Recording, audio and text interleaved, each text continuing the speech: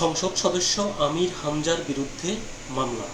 সুপ্রিয় দর্শকবৃন্দ, আসসালামু আলাইকুম রহমতুল্লাহি ওয়া বারাকাতুহু। প্রীতি ও শুভেচ্ছা নেবেন, আশা করি সকলেই ভালো আছেন। আমির হামজা বাংলাদেশের একটি সুপরিচিত নাম। বাংলাদেশ জামায়াত ইসলামীর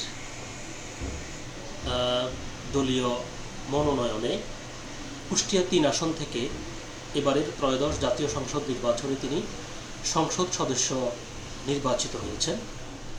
তো কেন এই সংসদ সদস্যের বিরুদ্ধে প্রায় ১০০ কোটি টাকার মানহানির মামলা হয়েছে, এ নিয়ে দৈনিক যুগান্তর পত্রিকায় যে সংবাদটি প্রকাশিত হয়েছে, চলুন দেখি সেখানে কি লিখেছে।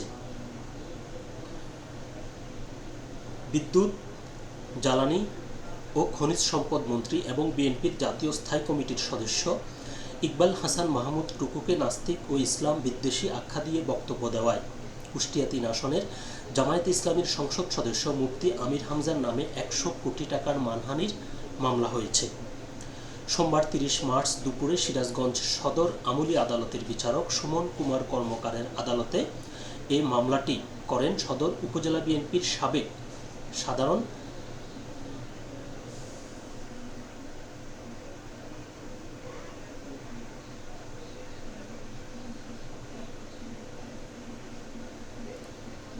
সম্পাদক অ্যাডভোকেট নাজমুল ইসলাম। আদালত সূত্রে জানা গেছে, মামলার শুনানি শেষ হয়েছে এবং বর্তমানে এটি আদেশের জন্য অপেক্ষমান রাখা হয়েছে। অতিরিক্ত public prosecutor APP advocate Hamidul Islam Dulal ও এপিপি হুমায়ুন কবির কর্নেল বিষয়টি নিশ্চিত করেছেন। মামলার অভিযোগপত্রে উল্লেখ করা হয়েছে, গত ২৭ মার্চ কুষ্টিয়া জেলার হাবসাই হরিপুর বড় মসজিদে পবিত্র জুমার নামাজের খুতবার পূর্বে আলোচনা চলাকালে আমির হামজা ইচ্ছাকৃতভাবে ইকবাল হাসান মাহমুদ টুকুর বিরুদ্ধে বিদ্বেষমূলক বক্তব্য প্রদান করেন। তিনি মন্ত্রীকে নাস্তিক ও আপাদমস্তক ইসলাম বিদ্বেষী বলে জনসমক্ষে অভিহিত করেন। আরও বলা হয়, আমির হামজা একজন সংসদ সদস্য ও জনপ্রিয় বক্তা হওয়ায় তার এই বক্তব্য দ্রুত সামাজিক যোগাযোগ মাধ্যমে দেশ বিদেশে ছড়িয়ে পড়ে। এতে ইকবাল হাসান মাহমুদ টুকুর পারিবারিক ঐতিহ্য ও সামাজিক মর্যাদা ক্ষুণ্ণ হয়েছে এবং বিশ্বজুড়ে তার অপূরণীয় মানহানি ঘটেছে। এই মানহানিকর বক্তব্যের মাধ্যমে ১০০ কোটি টাকার সম্মানহানি করা হয়েছে দাবি করে দণ্ডবিধির ৫০০ ধারায় অপরাধ আমলে নিয়ে আসামির বিরুদ্ধে গ্রেপ্তারি পরোয়ানা ইস্যু করার আবেদন জানানো হয়েছে। তো মূল প্রতিবেদনটি এ পর্যন্তই ছিল। তো যেটি বলতে হয় সেটি হলো যে কোনো ব্যক্তি অন্য কোনো ব্যক্তির বিরুদ্ধে যখন কোনো বক্তব্য দিবেন, তাকে অবশ্যই লক্ষ্য করতে হবে যে তিনি কার বিরুদ্ধে কী কথা বলছেন। আর বর্তমান যে তথ্য প্রযুক্তির যুগ, এই সময়টাতে যে কোনো বক্তব্য বা যে কোনো কথা বিদ্যুৎ গতিতে ছড়িয়ে পড়ে, নিমিষে এটি সারা বিশ্বব্যাপী ছড়িয়ে যায়। তো যে কোনো ব্যক্তি তার যে ইমেজ কিংবা আত্মসম্মান, মর্যাদা, এটি গড়ে তুলতে কিন্তু অনেক সময় লাগে। কিন্তু অন্য আরেকজন ব্যক্তি সেই তার দীর্ঘদিন তার যে সম্মান তিনি গড়ে তোলেন, একজন ব্যক্তি শুধুমাত্র এক নিমিষেই তার সেই সম্মান হানি করতে পারেন।